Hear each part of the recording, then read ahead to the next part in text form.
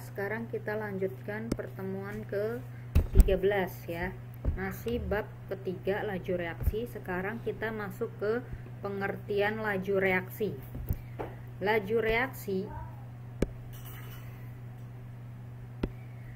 reaksi pengertiannya berkurangnya konsentrasi reaksi persatuan waktu atau bertambahnya konsentrasi hasil reaksi persatuan waktu ya. Nah, ini misal contoh ada R menjadi P, ada reaktan menjadi produk. Kalau kalimat pengertian kalimat laju reaksi ini kita tuliskan dalam bentuk persamaan matematika seperti ini jadinya ya.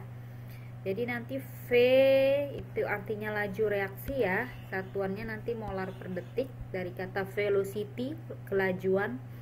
Laju reaksi sama dengan, nah ini tanda min nih, artinya dia berkurangnya konsentrasi reaktan ya. Kurung siku ini artinya konsentrasi reaktan, satuannya molar atau M besar, per satuan waktu delta T, waktu reaksi satuannya detik. Ini dilihat dari reaktan, dia semakin berkurang apanya, konsentrasinya ya. Kemarin kan kita udah belajar satuan konsentrasi ya. Nah, bisa juga dilihat dari produk. Pengertian laju itu bisa dilihat dari pereaksi ya, bisa dilihat dari hasil reaksi atau produk. Kalau dilihat dari produk, laju reaksi sama dengan bertambahnya konsentrasi produk. P kurung siku ini artinya konsentrasi produk atau hasil reaksi, satuannya molar per satuan waktu ya. Konsentrasi per waktu berarti nanti satuan laju ya molar per detik atau molar per second. Nah, ini apa pengertiannya nih? Min delta itu perubahan ya. Jadi nanti kan ada perubahan. Berkurang atau bertambah itu kan berarti perubahan. Di matematika kan simbolnya delta. Min delta konsentrasi R per delta T. Ini artinya apa? Laju pengurangan ya. Kenapa berkurang? Karena R itu reaktan. Jadi nanti reaktannya berkurang. Apanya yang berkurang? Konsentrasinya per satuan waktu. Atau bisa juga persamaan ini kita definisikan sebagai lajunya si R ya. Nih, atau dilihat dari produk bertambahnya. Bertambah kan berarti ada perubahan, maka di sini ditulis delta. Delta P per delta T. Artinya apa? Laju pertambahan konsentrasi salah satu produk. Nih produk ya, kalau tadi R ini pereaksi atau reaktan. Kalau P ini produk per satuan waktu, atau bisa kita simpulkan ini adalah lajunya si P. V itu kelajuan, velocity. Lajunya siapa? Si P, si produk. Ya, kita masuk ke contoh soal. Contoh soal dalam ruang 4 liter, nih ya, dalam ruang 4 liter direaksikan 0,6 mol NO dan 0,5 mol O2 menjadi NO2. Nah, setelah 5 detik, dalam ruang tersebut terdapat 0,4 mol NO2. Yang ditanya, tentukan laju rata-rata pembentukan gas NO2 dan laju pengurangan O2. Ya, sekarang kita jawab nih. Kita tulis dulu reaksinya. Di sini dia bilang awal-awal direaksikan si NO nih. NO direaksikan dengan O2 ya, menjadi NO2. Nah, keadaan mula-mula kita pakai yang waktu kemarin termokimia lagi, MRS, mol mula-mula, mol reaksi, mol sisa ya.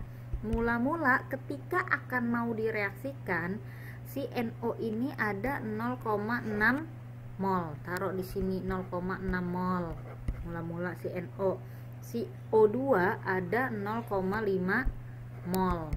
Mula-mula kan belum ada produk ya, karena dia baru mau bereaksi. Nah, saat bereaksi, nah setelah berapa dia bilang, setelah 5 detik ya, setelah 5 detik terdapat 0,4 mol NO2.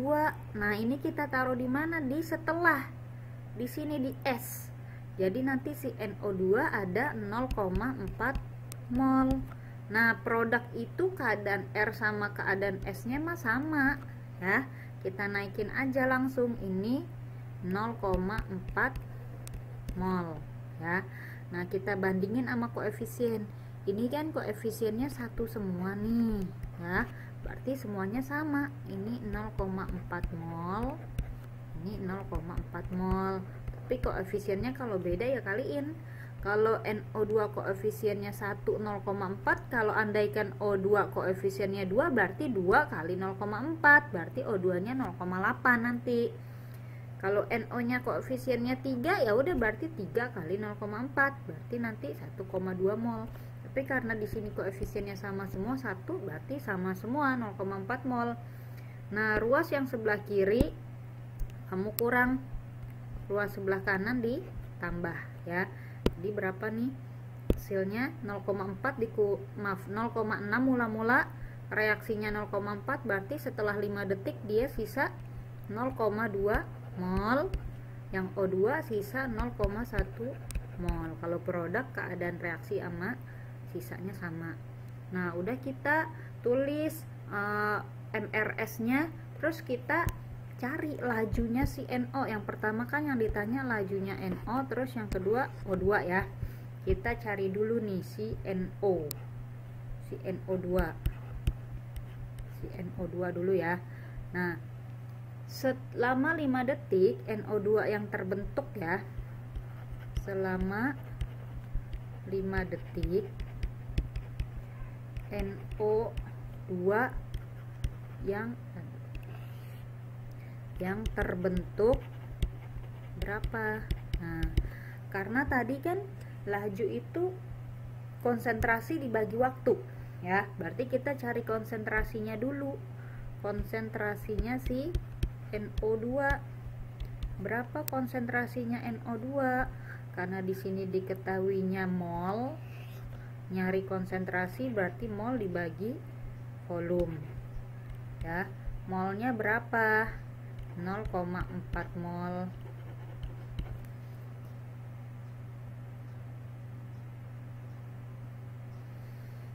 Per volumenya di sini, mol per volume dalam liter ini ya.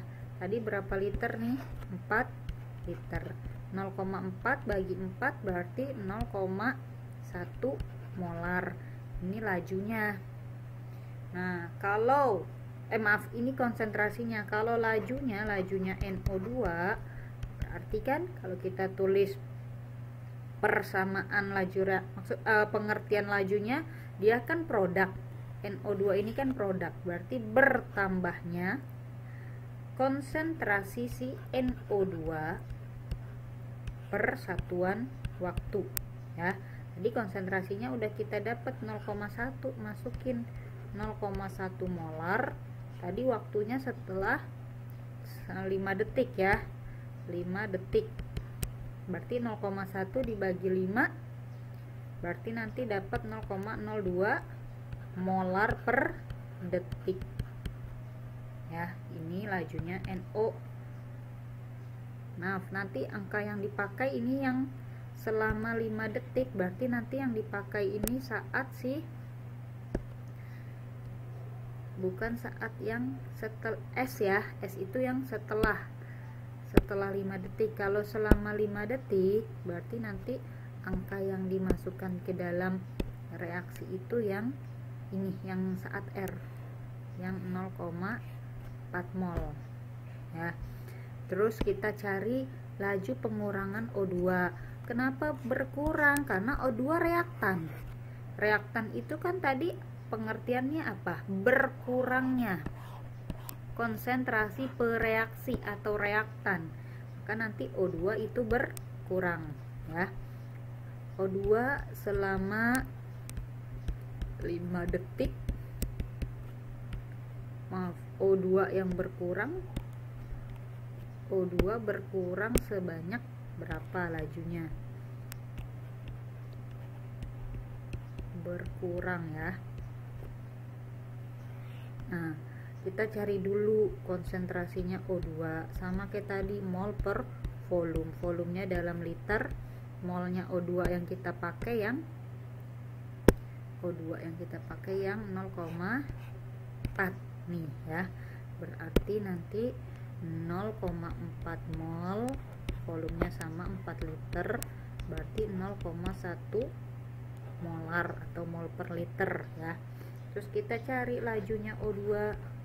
Lajunya O2 berkurangnya konsentrasi O2 per satuan waktu. Berarti konsentrasinya tadi 0,1 per 5. Sama, hasilnya 0,02 molar per second atau detik. Tuh ya. Nanti kalau mau ditanya lajunya berkurangnya laju NO, ya berarti pakai yang ini 0, kelihatan. Berarti pakai yang 0,4 yang NO ya. Ini karena angkanya sama aja nih semuanya di R, maka nanti lajunya sama. Tapi kalau angkanya beda nanti ya hasil lajunya beda. Tentang faktor-faktor yang mempengaruhi laju reaksi.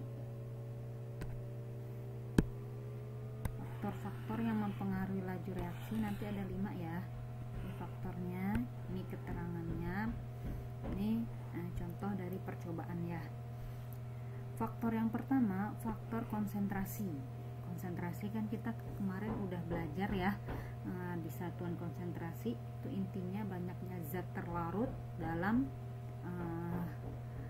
sekian liter atau mililiter larutan. Nah, nanti faktor konsentrasi ini apa pengaruhnya?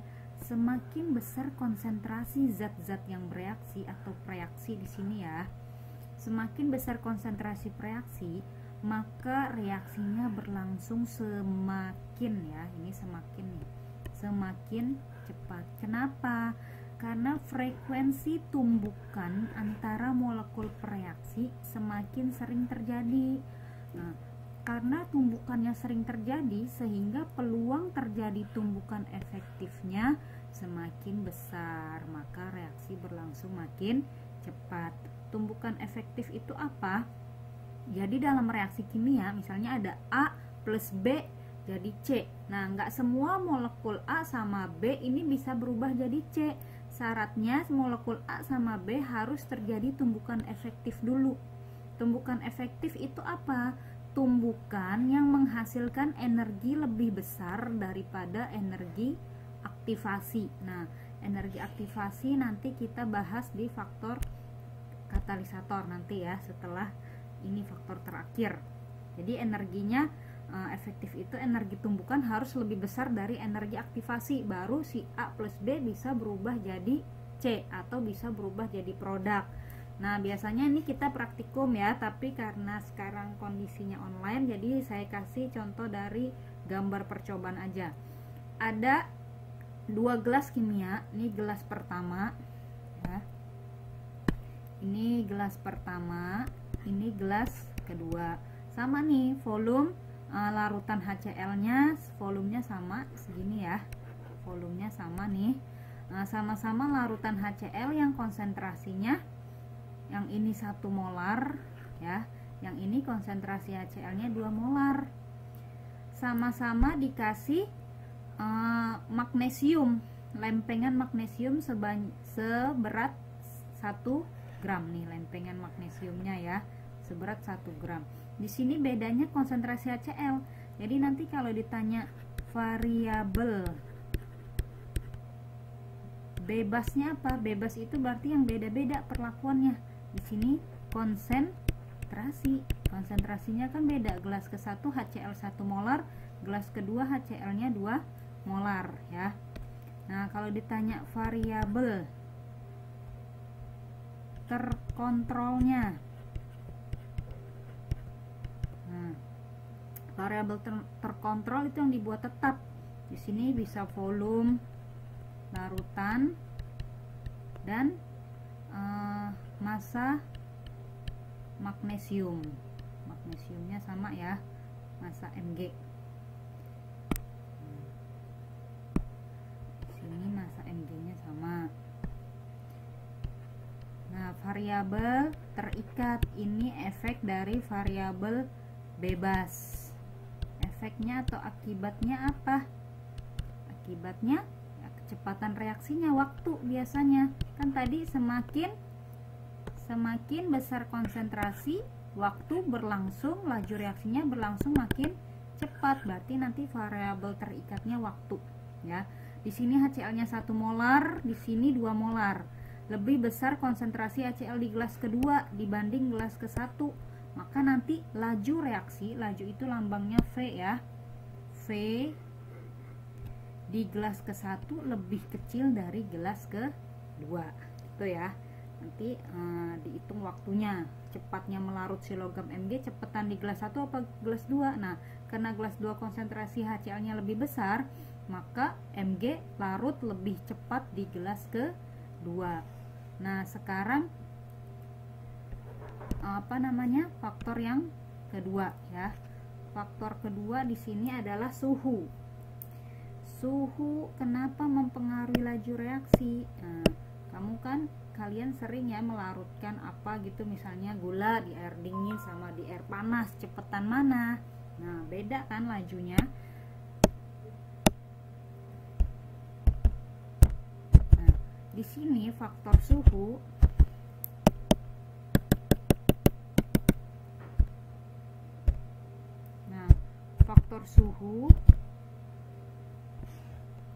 faktor suhu, laju reaksi kimia berlangsung lebih cepat pada suhu yang lebih tinggi. Kenapa? Karena kenaikan suhu menyebabkan energi kinetik atau energi gerak. Jadi suhu di sini fokusnya ke energi kinetik.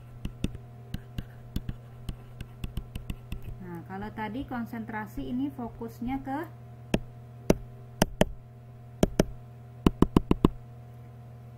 konsentrasi ya. Faktor konsentrasi dia fokusnya ke tumbukan. Kalau suhu ke energi kinetik ya.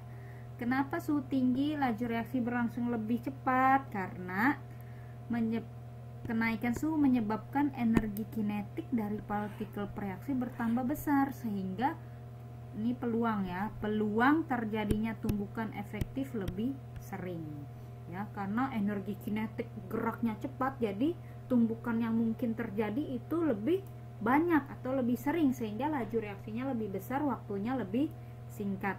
Nah, di sini percobaannya, di sini kalau kita lihat, nih sama-sama larutan HCl ya, ditambahkan Na2S2O3 nih, sama-sama ditambahkan Na2S2O3. Nah, yang bedanya di mana? Yang bedanya di suhu. Ini di suhunya 27 ya. Ini suhunya 37, ini suhunya 47. Nanti si Na2S2O3 yang ditambahkan ke masing gelas-gelas ini lebih cepat larut di gelas yang mana? Pasti yang suhunya lebih tinggi, yang gelas ke-3. Nah, jadi laju reaksi gelas 1, ini gelas 1 ya, ini gelas kedua, ini gelas ketiga, lebih kecil dari gelas ke-2, lebih kecil dari gelas ke-3. Jadi yang paling besar gelas ketiga. Kenapa? Karena di sini suhunya paling besar, 47 derajat Celcius. Sekarang faktor yang ketiga. Faktor ketiga di sini adalah faktor luas permukaan sentuh atau luas permukaan bidang sentuh ya. Nah, luas permukaan bidang sentuh di sini apa maksudnya? Nah, semakin luas permukaan sentuh zat, jadi di sini kalau makin luas, nih lihat nih banyak salah di sini. Semakin luas permukaan sentuh itu artinya bentuk zatnya atau bentuk partikelnya makin kecil ya. Kenapa dia disebut makin luas? Karena kalau partikel makin kecil, bidang sentuh yang menyentuh pelarut kan makin banyak. Jadi dia disebut semakin luas permukaan bidang sentuh, maka bentuk zat semakin kecil. Nah, akibatnya apa? Frekuensi terjadinya tumbukan antar partikel bereaksi makin besar. Karena bentuknya makin kecil, berarti kan tumbukan yang terjadi makin banyak dibanding yang molekulnya besar-besar. Nah, sehingga reaksi berlangsung lebih cepat ya. Jadi luas permukaan bidang sentuh makin besar, bentuk zatnya makin kecil ya. Di sini ada gelas pertama. Ini gelas pertama, ini gelas kedua ya. Gelas pertama sama-sama volumenya 100 ml. Volume air larutannya 100 ml. Sini 100 mili, ini 100 mili, sama ya. Terus HCl, larutan HCl yang digunakan, konsentrasinya HCl-nya sama-sama 2 molar. Suhunya sama-sama 25 derajat Celcius. Bedanya di mana? Di sini. Zat terlarut yang ini bentuknya kepingan NaOH.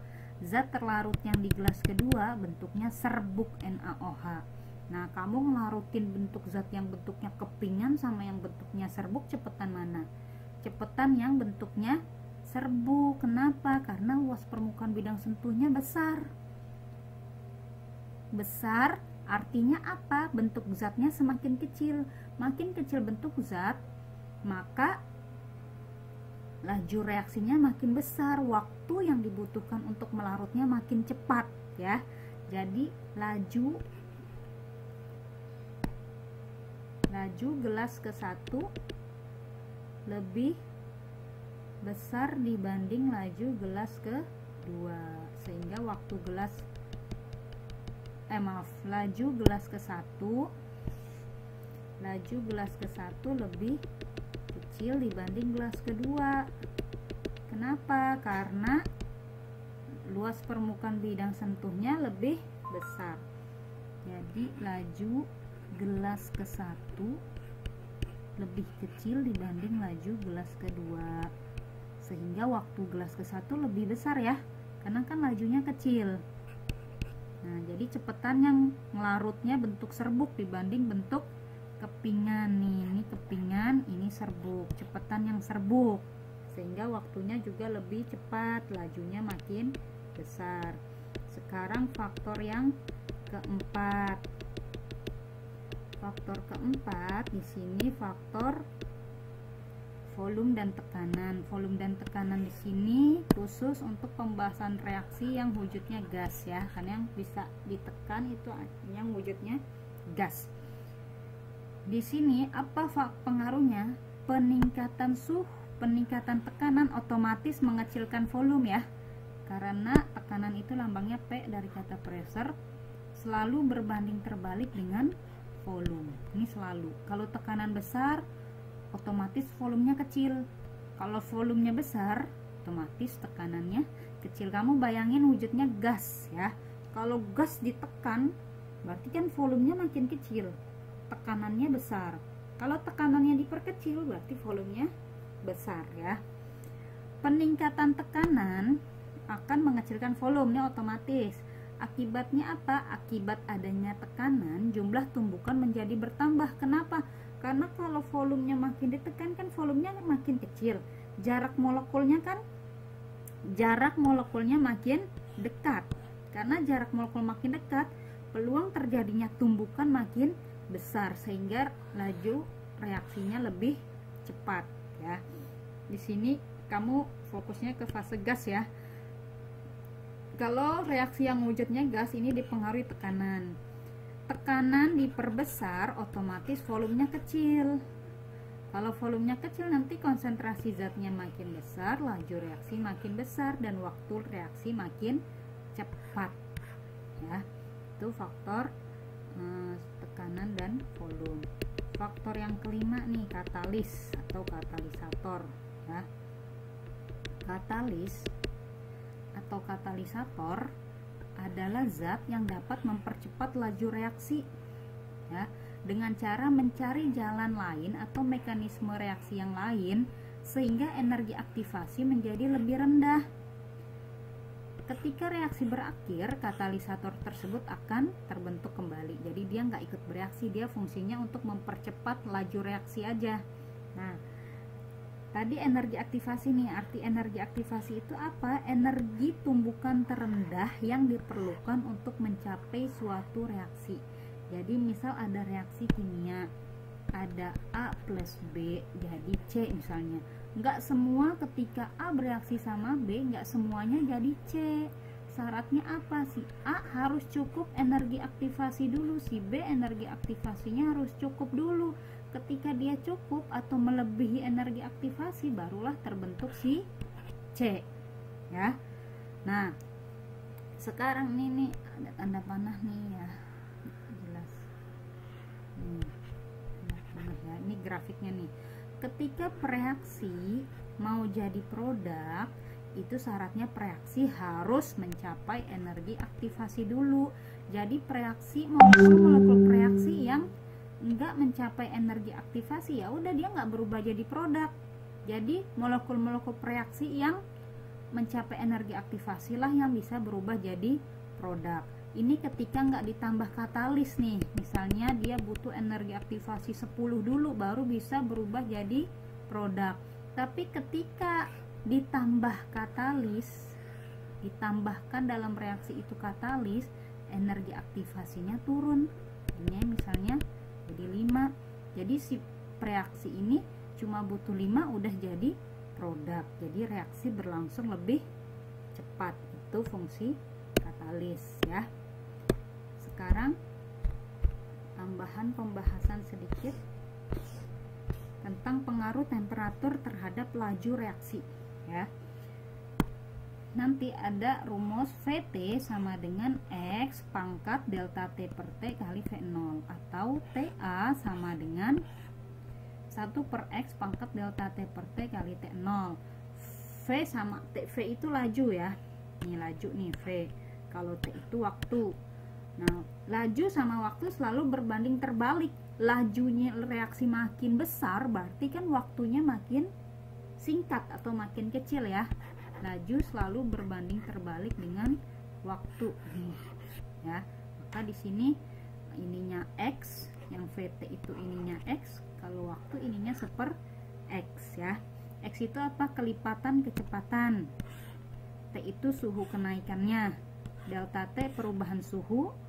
VT ini suhu laju reaksi akhir, V0 laju reaksi awal, TA waktu reaksi pada suhu akhir, T0 waktu reaksi pada suhu awal ya. Contoh soalnya nih, suatu reaksi berlangsung 3 kali lebih cepat jika suhu dinaikkan sebesar 10 derajat Celcius. Bila pada suhu 20 derajat Celcius reaksi berlangsung 54 menit. Yang ditanya berapa lama reaksi berlangsung pada suhu 50 derajat Celcius. Kalau ditanya berapa lama, berarti kan ini waktu. Kalau waktu berarti kita pakai rumus yang ini. Pakai rumus yang ini ya. Nah, masukin ke rumus TA, jawab TA sama dengan 1/X pangkat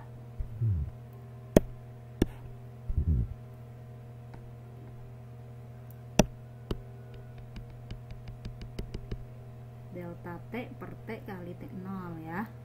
Delta T per T kali T0 pangkat delta T per T kali T0.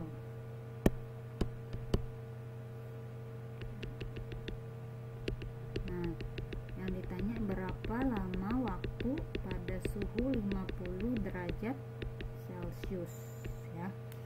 Kita masuk supin 1/x itu tadi kelipatan kecepatannya ya. Nih x kelipatan kecepatannya tadi, setiap kelipatan berapa dia bilang di soal, tiap 3 kali. Nah kelipatannya 3 kali, nah berarti 1/3 delta T, perubahan suhunya. Perubahan suhu kan dari 50 menjadi 20 ya, berarti 50 dikurang 20 per suhu T nya, suhu kenaikannya. Setiap naik berapa? Setiap naik dia bilang 10 derajat Celcius kali T0. T0 itu waktu reaksi pada suhu awal. Pada suhu awal tadi berapa? 20 derajat Celcius ya.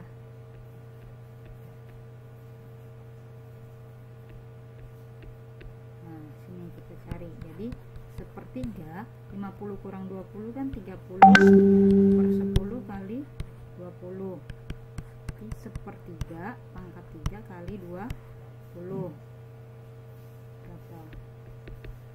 1/3 pangkat 3 1/27 kali 20, berarti berapa nih? 20 per 27,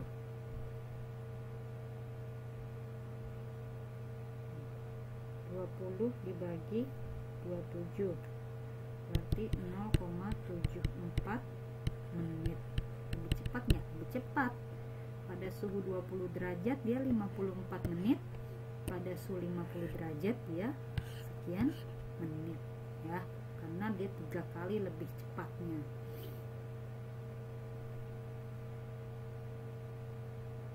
Maaf, ini ada yang salah ya, maaf, ini salah nih. T0 itu waktu ya, bukan suhu, berarti ini maaf, ini salah.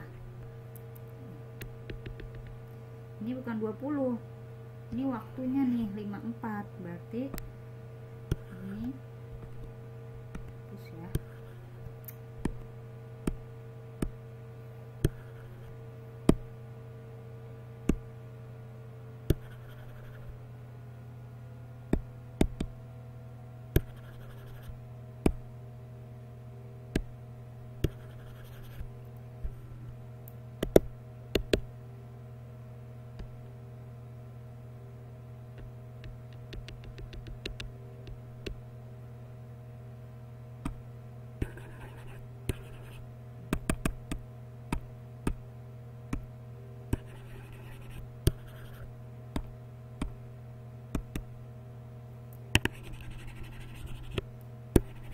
Ini saya coret ya, ini salah ya, ini T0 nih kali T0. T0 itu waktu bukan suhu ya, kalau suhu lambangnya T besar, jadi di sini pengalinya bukan 20 tapi 54 ya, 54 menit yang ini 54, 27 kali 54 ya, berarti di sini 54 per 27, 54 per 27 itu hasilnya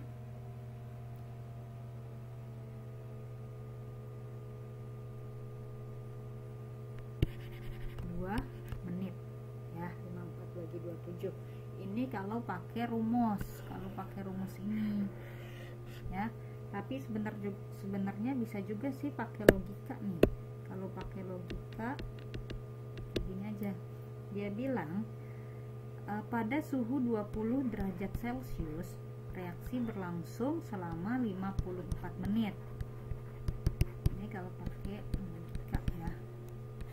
Nah, yang ditanya pada suhu 50 derajat Celcius ini berapa menit, itu kan ya. Nah terus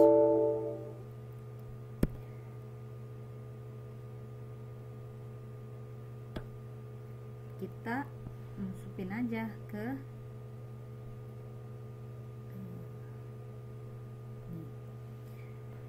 tiap naik 10 derajat, kita naikin 10 derajat, kita naikin 10 derajat jadi 30 derajat. Reaksi berlangsung 3 kali lebih cepat ya. 3 kali lebih cepat, 3 kalinya lebih cepat ya. 54, ini 54 menit, 3 kalinya lebih cepat berarti dibagi 3. Dibagi 3 berarti berapa? 18 menit. Berapa? 54 bagi 3, 18 kan ya?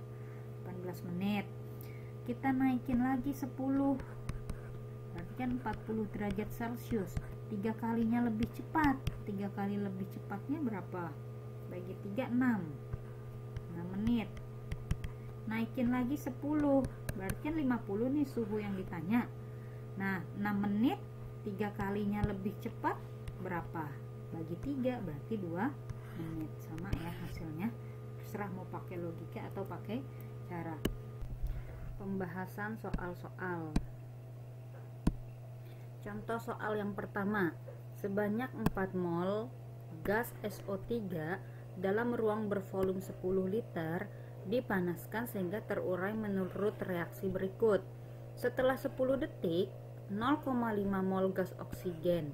Terdapat 0,5 mol gas oksigen. Yang ditanya besarnya laju reaksi berkurangnya gas SO3. Ya, kita tulis dulu nih persamaan reaksinya. 2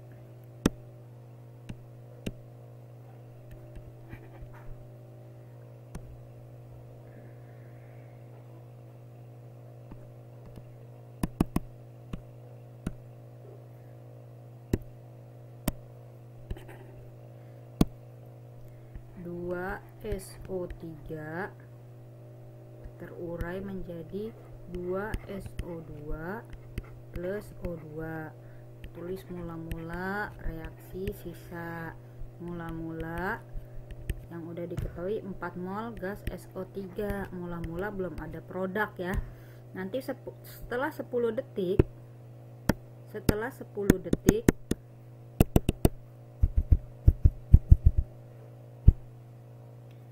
0,5 mol gas oksigen, terdapat 0,5 mol gas oksigen. Nah, kita taruh di sini 0,5 mol. Nah, produk saat reaksi sama saat sisanya sama angkanya, tinggal naikin ke atas 0,5 mol. Koefisiennya 1. Kalau koefisiennya 2 berarti 1 mol ya. Beli 1 harganya 0,5. Kalau beli 2 ya 1. Ini juga koefisiennya 2 berarti 1 mol. Sebelah kiri dikurang 4 kurang 1 sisa 3 mol. Ini 1 mol ya. Yang ditanya laju berkurangnya SO3 berarti lajunya si SO3. Berkurangnya konsentrasi SO3 per satuan waktu.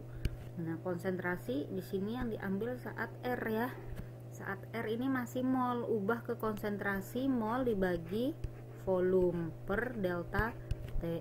Molnya 1, volumenya tadi berapa? 10 liter per waktunya 10 detik. Berarti 1 per 100 jadinya ya, sama dengan 0,01 molar per detik atau molar per second. Terus contoh soal yang kedua, pada reaksi 2A plus B menjadi 3C, diketahui laju reaksi C sekian. Diketahui laju reaksi si C ya. Yang ditanya berkurangnya konsentrasi, laju berkurangnya konsentrasi A. Nah, kita tulis dulu nih hubungannya. 2A plus B menjadi 3C. Nah, di sini kalau kita tulis nih si A kan lajunya berkurang. Berkurangnya konsentrasi A per satuan waktu sama dengan B kan juga berkurang, konsentrasi B per satuan waktu. Nah, C karena produk dia bertambah, konsentrasi C per satuan waktu. Karena di sini koefisiennya beda-beda, maka koefisiennya kita taruh di bawah sini. Ini 1, ini 3 ya. Nah, diketahui nih kan artinya ini pengertian laju ya. Ini berarti 1/2 lajunya A sama dengan ini kan 1/1 lajunya si B. Ini kan pengertian laju. Ini pengertian laju si C sama dengan 1/3 lajunya C. Nah, sekarang yang ditanya lajunya si A diketahui lajunya C, kita ambil hubungan yang ini aja. Nah, berarti saya tulis di sebelah sini ya. Berarti setengah laju A sama dengan sepertiga lajunya C. Setengah laju A sama dengan sepertiga, masukin laju C ini 0,3, coret ini 0,1 ya. Jadi setengah lajunya A sama dengan 0,1.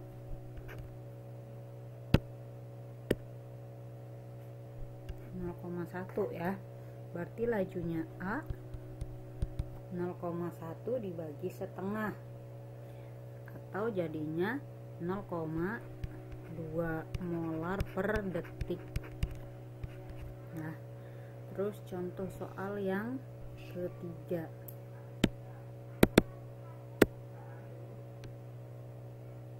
Nah, contoh soal ketiga, berikut diberikan data percobaan dari reaksi Mg plus HCl menjadi MgCl2 plus H2. Ini datanya sebagai berikut. Percobaan yang laju reaksinya hanya dipengaruhi faktor luas permukaan bidang sentuh reaktan adalah, kalau ditanya faktor yang dipengaruhinya cuma luas permukaan bidang sentuh, maka kamu cari yang luas permukaan bidang sentuhnya. Ini nama bahasa sederhananya, kalau kamu bingung luas permukaan bidang sentuh, cari yang bentuk zatnya ya. Lihat yang bentuk zatnya. Kalau yang ditanya faktor luas permukaan bidang sentuh, maka kamu cari yang bentuk zatnya aja yang beda. Hanya ini doang yang beda. Faktor lain harus sama. Faktor lain harus sama. Yang beda cuma luas permukaan bidang sentuhnya aja. Karena yang ditanya yang dipengaruhi faktor luas permukaan bidang sentuh. Kamu cari yang bentuknya beda ya. Ini data nomor 1 sama 2 beda nih, yang satu serbuk, satu butiran. Tapi konsentrasinya sama enggak? Konsentrasinya beda, berarti bukan data 1,2. Terus misalnya data 1,3 udah nggak mungkin nih karena bentuknya sama, serbuk-serbuk. 2,4 juga nggak mungkin karena bentuknya sama, sama-sama butiran. Nah, coba 2 dan 3 nih, bentuknya beda, butiran serbuk, konsentrasinya sama nggak? Konsentrasinya sama, suhunya tapi beda, berarti nggak boleh. Coba data 3 dan 4, bentuknya beda, serbuk dan butiran, konsentrasinya sama, suhunya sama. Kalau waktu mah jelas sama kan, waktu variabel waktu jelas beda karena waktu kan variabel terikat ya. Jadi variabel terkontrolnya di sini sih konsentrasi dan suhu. Ini variabel terkontrol, artinya yang dibuat sama ya. Ini variabel terikat yang dia berubah-berubah sesuai variabel bebasnya. Yang bebasnya di sini si bentuk zatnya, serbuk dan butirannya beda. Yang ininya sama, konsentrasi, suhu sama, waktu mah nanti sesuai variabel bebasnya. Jadi data 3 dan 4 jawabannya. Terus contoh soal nomor selanjutnya. Perhatikan gambar pelarutan 20 gram gula dalam air berikut ya. Nih, 20 gram gula dalam air berikut.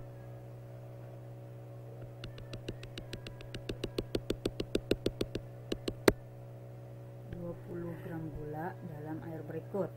Laju reaksi yang dipengaruhi oleh suhu. Nah, yang ditanya sekarang pengaruh suhu. Kalau pengaruh suhu, maka kamu cari suhunya aja yang beda, suhunya doang yang beda. Faktor lain harus sama. Faktor lain harus sama ya. Nah, sekarang suhunya aja yang beda, nomor berapa nih? Kalau nomor 1,2 suhunya sama, nggak boleh. 1,3 suhunya beda, mungkin bentuk zatnya sama, bulat kecil-kecil, sama-sama diaduk. Ya, bisa 1 dan 3. Ada lagi nggak? Kalau 2 dan 3 suhunya beda tapi bentuk zat juga beda, nggak boleh. Kalau 2 dan 4 suhunya beda, bentuk zatnya sama, sama-sama diaduk. Nih tanda panahnya artinya diaduk ya. Berarti bisa nih 2 dan 4 ya. Terus mana lagi? Misal 3 dan 5, bentuk zatnya sama, suhunya tapi sama, nggak boleh. 4 dan 5 suhunya sama, nggak boleh, suhunya harus beda. Berarti jawabannya yang ini ya. Terus ke contoh soal berikutnya. Pada suatu reaksi, setiap kenaikan suhu 15 derajat, laju reaksi menjadi 2 kali lebih cepat. Nah, 2 kali lebih cepat nih. Jika pada suhu 38 derajat Celcius, reaksi berlangsung selama 256 detik, maka pada suhu 68 derajat Celcius, reaksi berlangsung selama berapa detik? Nah, kita tulis dulu. Di sini yang diketahui apa aja nih? Setiap kenaikan suhu, berarti suhu kenaikan T besarnya ya. T besarnya 15 derajat Celcius. Laju reaksi menjadi 2 kali lebih cepat. Kelipatan kecepatan, berarti X-nya 2 kali. Terus jika pada suhu 38 derajat, berarti suhu awal nih, suhu awal.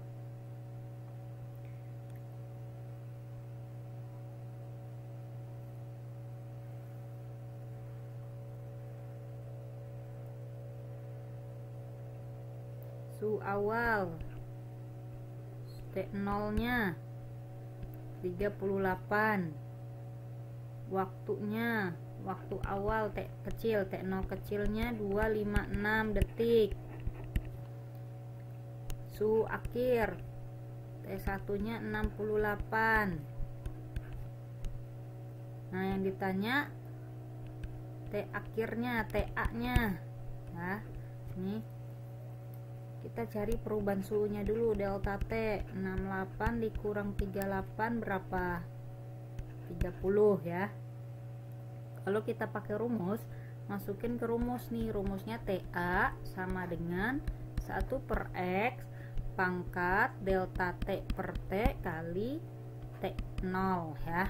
1 per X nih kelipatannya tadi 1 per 2. Delta T perubahan suhu 30 per setiap kenaikan berapa tadi? 15. 30 per 15. Waktu berlangsungnya 256 ya. Berarti setengah 30 per 15 pangkat 2 ya, kali 256. Setengah pangkat 2 itu 1/4 dibagi 256 berapa? Bagi 4, 64 ya. 64 detik. Nah, kalau kita pakai logika, sama nggak hasilnya nih? Logika, suhu awalnya terjadi di 38 derajat Celcius, reaksi berlangsung 256 detik. Tiap kenaikan 15, tambahin 15 derajat jadinya berapa? Tambah 15, 53 derajat Celcius menjadi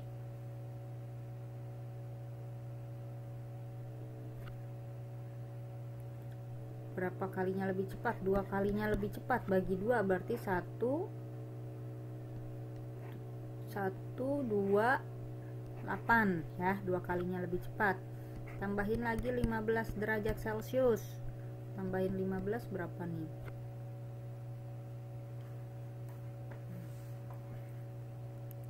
Tambahin 15 1 71 ya.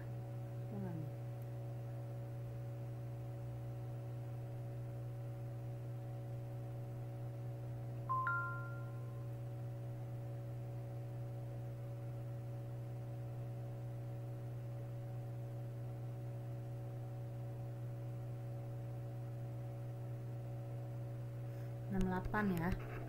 tambah 15. Nah ini suhu yang ditanya nih, 68 derajat Celcius selama berapa detik.